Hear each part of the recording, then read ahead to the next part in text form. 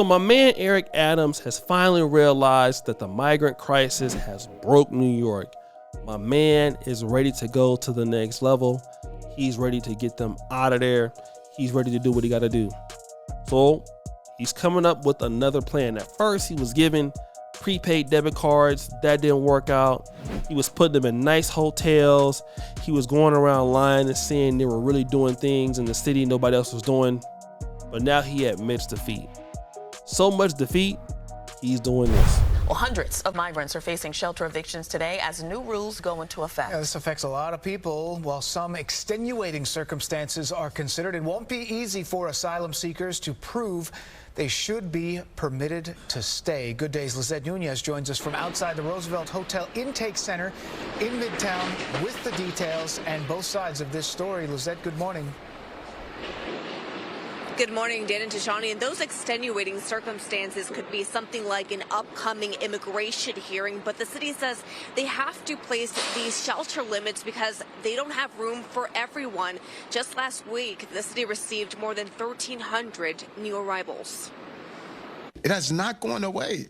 We're still dealing with this every day. As the migrant crisis continues, New York City leaders will not stop evictions for adult migrants who've reached their 30 or 60-day shelter limit. Critics have called the policy inhumane. People said it's inhumane to put people out during the wintertime.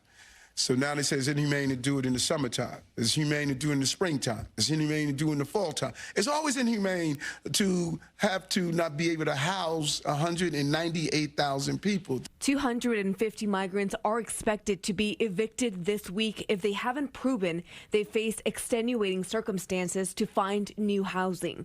The tightening of this policy comes after a court settlement surrounding New York City's right to shelter law. The rule does not apply to migrant families with children.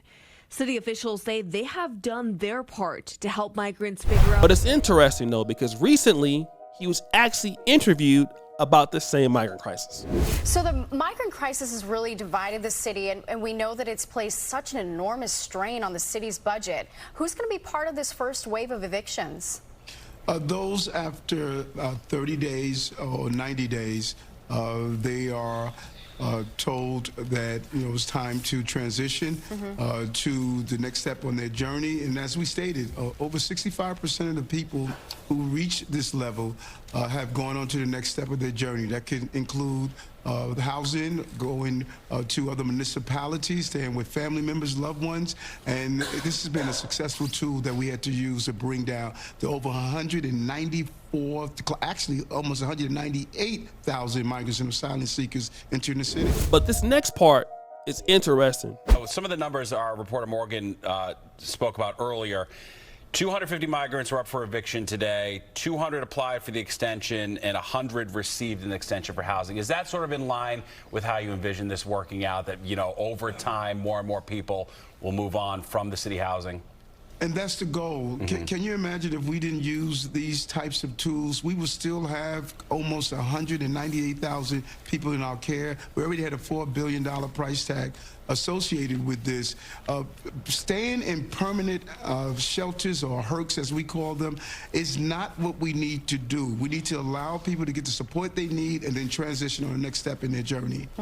Of course, some of the critics, Mr. Mayor, are now arguing that this 30-day rule is not going to give migrants enough time to find alternative housing. How's that being addressed, and were they able to go?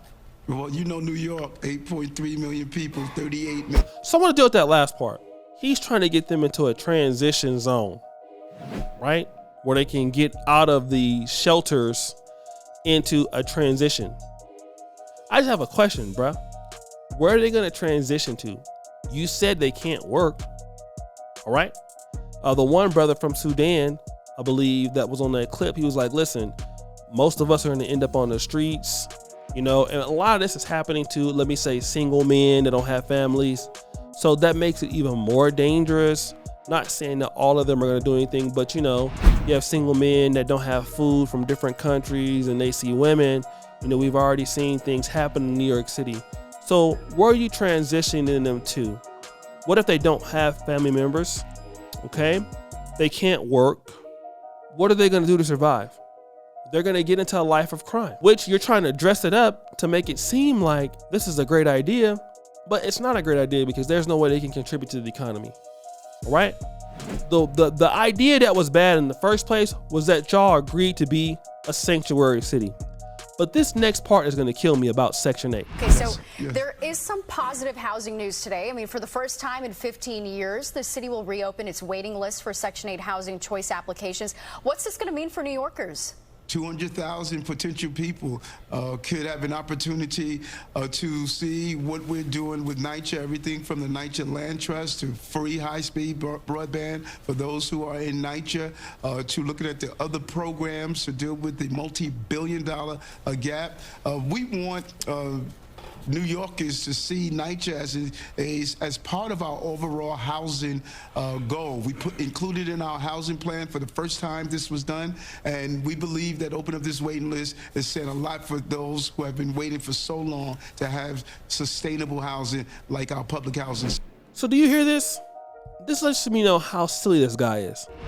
New York City had a wait list of residents, and I would guarantee you thousands of them are Black African American, that needed help with high rent prices in New York City.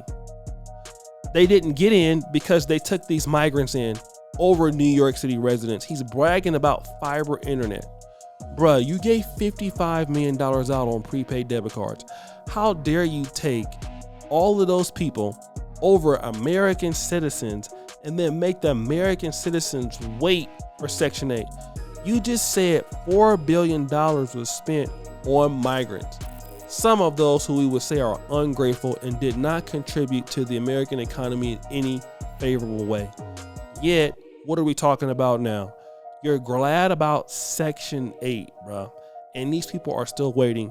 And that money could have been used to help people trying to get their Section 8 because they need it. Those people need the help, right? Because they can't afford to live there. But you were putting up migrants into nice places. And again, if you don't believe me, let's play the clip. And all they're saying, Tiffany, is it's not fair. It's totally not fair. It's totally not fair.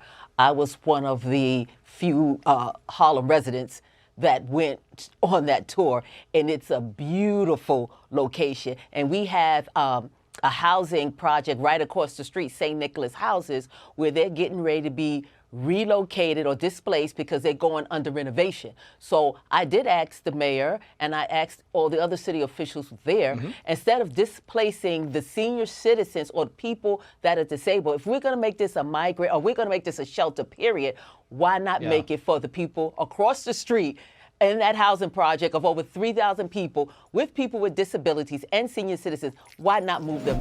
Shout out to the sister out in Harlem, Tiffany Fulton. She couldn't even get senior citizens in places looking like that. Now it's backfired. Now you're admitting defeat. This is why, and again, I know Eric Adams is only doing what they tell him to do, but they set Eric Adams up to get only a one-term election. They're about to get his ass up out of there. They have no choice. The guy completely doesn't know what he's doing. Who's ever advising him, setting him and Brandon Johnson up for failure? The guy seems like an idiot. I'll leave that up to you to decide. And this is a thing that we got to decide as the community. Like, when you're voting for people, what plan do they have for your community? You in particular, if you're from the African American community, Black community, okay, now what is this guy going to do for you? Whenever you don't know what they're going to give you, they can give you nothing and give it to everybody else, which is what they've been doing. Joe Biden is now trying to give all this money to HBCUs, which I'm going to get him for that, which he should have been dead that because you feel like Trump is coming down the pipe. Bruh, it's too late. So this is what you get. You get a whole bunch of confusion when you don't have a community of voters that want something as an agenda. You get this BS. So guys, what do you think? It's your boy, Freddie Jackson, back at it again with another episode here of Fair Use. I'm out.